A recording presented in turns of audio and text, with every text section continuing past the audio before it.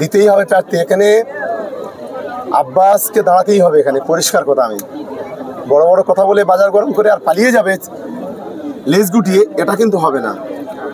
হয় আব্বাস, নয় নওশাদ, নয় ওদের দুটাটা আরও কমরেড আছে, তাদেরকে দাঁড়াতেই হবে এখানে। আমরা না দাঁড়ালে কিন্তু আমরা গিয়ে ফুরফুরা শরীফ থেকে জোর করে এনে এখানে দাঁড় করাবো। সম্পর্কে আমি একটা কথা উচ্চারণ করতে চাই না। রাস্তায় যখন যাই অনেক পাগল দেখতে পাই, এরা দুটাটা পাগলেরা। 23 পঞ্চায়েতে 9 জন খুন হয়নি, আমাদের তৃণমূল কংগ্রেসের 3 জন খুন হয়েছিল, আইএসএফের হয়েছিল 1 জন। এটাও একটা সর্বস্ব মিথ্যা কথা। আর তখন এই ভাঁড়ের কারা দায়িত্ব ছিল, কি ছিল, ভাঁড়ের মানুষ জানে। ওইসব কথা বলে বাজার গরম করে আমরা নওশাদকে লোটাশোটা কম্বল কমাতে বলো। যতই কোনো দালালকে সঙ্গে নিক, যতই চেষ্টা করুক না কেন, ওকে ফুরফুরায় পাঠাবোই। লোটাশোটা কম্বল গুটিয়ে ফুরফুরায় পাঠাবোই, আটকাতে পারবেন। বদনাম করার লোক আমি না, আমিও ফুরফুরা শরীরের ভক্ত। আমি ওই 3-4টে দালালের বিরুদ্ধে আমার লড়াই। এই লড়াই আজ নয়, যত দিন বেঁচে থাকবো ততদিন আমাদের এই লড়াই চলবে। যতই বেশি বকবক করুক, ভকভক করুক, যাই করুক, ওদের হিম্মত থাকে, বুকে পাটা থাকবে, আমার বিরুদ্ধে এসে দাঁড়াক, ভাঁড়ে কিংবা কেনি, তবে ওদেরকে বাপের বেটা বলবো। লড়াইটা মাটিতে হয়, লড়াইটা বসে বসে ইউটিউবে বসে বড় বড় কথা বলে হয় না, এটা ওদের মনে রাখা উচিত অন্তত। এটা হচ্ছে ক্যানিং পূর্ব, ক্যানিং 2 নম্বর ব্লক। এখানকার মানুষ সব সময়ের জন্য তৃণমূল কংগ্রেসের সাথে আছে। আর বিশেষ করে নারায়ণপুর অঞ্চল, এখানে আমাদের অঞ্চলের সভাপতি প্রধান আমাদের সালাউদ্দিন সরকার, যার জনপ্রিয়তা এখানে অনেক বেশি, গ্রহণযোগ্যতা অনেক বেশি। ফলে এ ধরনের মাঠ 1-2 ভর্তি করা, এটা তো ট্রেলার পিকচার আমি বাকি হয়। একটা অঞ্চলের এই ধরনের জমায়েত সাহায্য করেছে পাশে 2টা একটা অঞ্চল। আগামী দিনে আরও আপনারা দেখতে পারবেন, অনেক বড় জনজাগরণ আপনারা দেখতে পারবেন। আপনি এতক্ষণ বলছিলেন যে হিরোইনের ব্যবসা করে, আপনাদের দলও করে, তারা হিরোইনের ব্যবসা করে।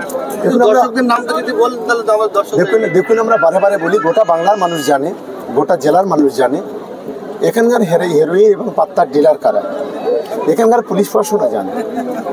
ফলে আমরা তাদেরকে বারে সতর্ক করেছি যে হেরোইন পাত্তা ব্যবসা অবিলম্বে বন্ধ হোক, যুব সমাজের ধ্বংসটা বন্ধ হোক, কিন্তু তারা কখনো শুনেনি। আমি প্রশাসনকে ধন্যবাদ জানাবো যে প্রশাসন ইতিমধ্যে তার বাড়িতে রেড করেছে এবং সেখানে তার গাড়ি বাড়ি এবং তার 7টা ব্যাংক অ্যাকাউন্ট ফ্রিজ করেছে।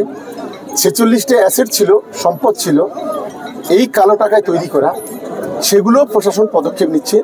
এর জন্য আমি প্রশাসনকে ধন্যবাদ জানাবো। গতকাল আমরা দেখলাম যে ভাঙড়ের অবজারভার পর্যবেক্ষক, সেই জায়গায় আপনারই সহপাঠী একসময় আরাবুল ইসলাম এবং কাইসার আহমেদ, তারা সাংবাদিক সম্মেলন করে ডেকে বলেছেন যে শওকত মোল্লাকে আমরা ভাঙড় থেকে তাড়িয়ে তারপরে দম নেব, জিহাদ ঘোষণা করব। কি বলবেন? এখন এদের সম্পর্কে আমি একটা কথা উচ্চারণ করতে চাই না। রাস্তায় যখন যাই অনেক পাগল দেখতে পাই, এরা দুটাটা পাগলেরা। এবং ভাঙড়ের যে পঞ্চায়েত 23 পঞ্চায়েতের যে 9 জন মানুষ খুন হয়েছে, এছাড়াও ভাঙড়ে যতগুলো খুন খারাপ হয়েছে সমস্ত দায় কিন্তু আপনার কাছে যাবে। প্রথম কথা হলো 23 পঞ্চায়েতে 9 জন খুন হয়নি, আমাদের তৃণমূল কংগ্রেসের 3 জন খুন হয়েছিল, আইএসএফের হয়েছিল 1 জন। এটাও একটা সর্বস্ব মিথ্যা কথা। আর তখন এই ভাঁড়ের কারা দায়িত্ব ছিল, কি ছিল, ভাঁড়ের মানুষ জানে। ওইসব কথা বলে বাজার গরম করে লাভ নেই। শোনা যাচ্ছে ক্যানিং পূর্বেও প্রার্থী দেবে আইএসএফ, কি বলবেন?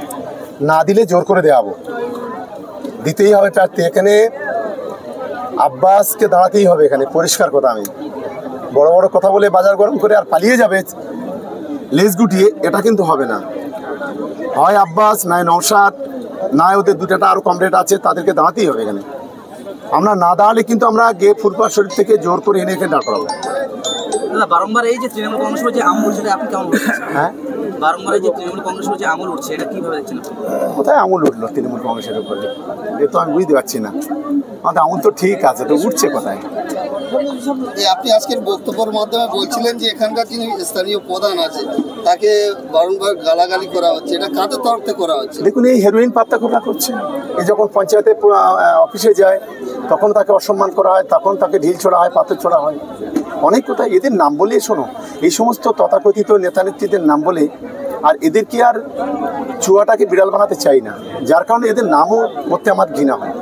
কোন দলে করে সেটা কি সেটা আপনারা জানেন, আমার চাইতে আপনারা ভালো জানেন। একটা পুরনো তৃণমূল বলা হয় বেবি অর্থাৎ রহিমা, আমরা সোশ্যাল মিডিয়ায় দেখছিলাম যে তারাকে দায়িত্ব দেওয়া হয়েছে, আবার নতুন করে কোনো দায়িত্ব দল দিচ্ছে। কোথায়? আমরা সোশ্যাল মিডিয়ায় দেখেছি যে দেখতে থাক কিছু এই আপনাদের একটা অংশ আছে দালাল, চিটিংবাজ মিডিয়া আছে, পেড মিডিয়া, এরা পয়সা নিয়ে সবকিছু করতে পারে, তারাই এই ধরনের খবরগুলো প্রকাশ করে। যারা প্রকৃত মিডিয়া তারা কোনোদিন এই ধরনের খবর প্রকাশ করে না। একটা জিনিস চোখ দিয়ে আমি দেখছি একটা জিনিস, আর একটা দিনে শুনে দেখছি, দূর থেকে কান দিয়ে দেখছি একটা জিনিস। তা কিছু ইউটিউবার, দালাল ইউটিউবার আছে, তারা হচ্ছে ওই কান দিয়ে দেখে, যার কারণে এই ধরনের বিষয়গুলো চলে আসে। জাহাঙ্গীর খান বারবার ভাঙড় বিধানসভা বা এই বিধানসভার দিকে এগিয়ে আসছে। কবে? কে বলেছে? দেখলাম বাসন্তী একটা সভা করলো। করতে পারে, আমাদের দলে আমরা একই দল করি, করবে তো অসুবিধা কি আছে? কি কারোর কি আমাদের কোনো জায়গায় রেজিস্ট্রি করে আছে? আমার কি রেজিস্ট্রি করে আছে না ওর আছে না কার আছে? করতেই পারে, দল যেভাবে নির্দেশ দেবে সেইভাবে করবে, 100 বার করবে। আমরা সাম্প্রদায়িক বিজেপির বিরুদ্ধে আমরা লড়াই করি, আমরা আইএসএফ সিপিএম এর বিরুদ্ধে লড়াই করি। তা সেই লড়াইতে আমার যদি কোনো সহকর্মী এই জেলায় বা রাজ্যের যদি কেউ আসে, এখন স্নেহাশিস চক্রবর্তী এখানে এসে মিটিং করে, এখন পার্থ ভৌমিক এখানে এসে মিটিং করে, আমরা এখান থেকে উত্তর 24 পরগনা মিটিং করি, মালদাতে মিটিং করি, তা অসুবিধা কোথায়? কেউ আমাদের অসুবিধা কোন জায়গায়? এভাবে দেখো, একটা অংশের মানুষ আছে বাজার গরম করছে, খুব বেশি লাভ হবে না। বাজার গরম করে যার যেখানে দায়িত্ব দেবে দল, নিশ্চিতভাবে সে যেখানে কাজ করবে।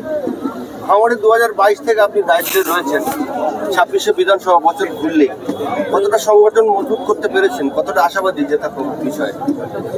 কমরেড নওশাদকে লোটাশোটা কম্বল কমাতে বলো, যতই কোনো দালালকে সঙ্গে নিক, যতই চেষ্টা করুক না কেন, ওকে ফুরফুরায় পাঠাবোই, লোটাশোটা কম্বল গুটিয়ে ফুরফুরায় পাঠাবোই, আটকাতে পারবেন। কেউ বলছেন আপনি শুধু পিরজাদা বলতে গিয়ে পুরো ফুরফুরা শরীফকেই বদনাম করছেন। ফুরফুরা শরীফ বদনাম করার লোক আমি না, আমিও ফুরফুরা শরীফের ভক্ত। আমি ওই 3-4টে দালালের বিরুদ্ধে আমার লড়াই, এই লড়াই আজ নয়, যত দিন বেঁচে থাকবো ততদিন আমাদের এই লড়াই চলবে। যতই বেশি বকবক করুক, ভকভক করুক, যাই করুক, ওদের হিম্মত থাকে, বুকে পাটা থাকবে, আমার বিরুদ্ধে এসে দাঁড়াক ভাঙড়ে কিংবা কেনি, তবে ওদেরকে বাপের বেটা বলবো। লড়াইটা মাটিতে হয়, লড়াইটা বসে বসে ইউটিউবে বসে বড় বড় কথা বলে হয় না, এটা ওদের মনে রাখা উচিত। অন্তত শরীফের পীরজাদা তোয়া সিদ্দিকী, আপনার সঙ্গে তার দয়রম ময়রম যথেষ্ট ছিল। আমি নিজেও দেখেছি বিভিন্ন আপনার কর্মসূচিতে, রাজনৈতিক কর্মসূচি না এলে এমনি কর্মসূচিতে এদের সম্পর্কে কথা বলে নিজেকে ছোট করবো না। ঠিক আছে, থ্যাংক ইউ। ধন্যবাদ। বিজেপি অর্জুন সিং দাবি করছেন যে ওদের কাছে হাজি বিরিয়ানি খেও না, ওদের দোকান থেকে পোশাক কিনো না। দেখুন, প্রথম কথা বলি, অর্জুন সিং একজন খুনি, সমাজ বিরোধী ডাকাত, অর্জুন সিং একজন ক্রিমিনাল। অর্জুন সিং এর মতো অপদার্থ এই বাংলাতে আর কেউ আছে বলে আমার মনে হয় না। যেভাবে সংখ্যালঘুদের উপর আক্রমণ করে কথা বলছে, আগামী দিনে বাংলার সংখ্যালঘুরা কিন্তু সুদে আসলে জবাব দেব। সাবধান করে দিচ্ছি যে ভবিষ্যতে যেন সংখ্যালঘু সম্পর্কে একটা বাজে কথা না বলে, তার পরিণাম কিন্তু ভয়ঙ্কর হবে। ওকে আজকে অন ক্যামেরা আজকে সাবধান করে দিলাম। রাজনীতির জায়গায়, ধর্মের জায়গায়, ধর্ম আর রাজনীতি একসাথে করে কোনো কমিউনিটিকে আঘাত করা, এটা কাপুরুষের কাজ, ওটা কাপুরুষ। শেষ প্রশ্ন করবো আপনাকে, 26শে বিধানসভায় বিরোধী হিসেবে কাদেরকে চাইবেন? বাম, কংগ্রেস, আইএসএফ না বিজেপিকে? আমরা বিরোধী হিসেবে কাউকে দেখা পাচ্ছি না এই মুহূর্তে, সময় আসলে বলবো। ঠিক আছে।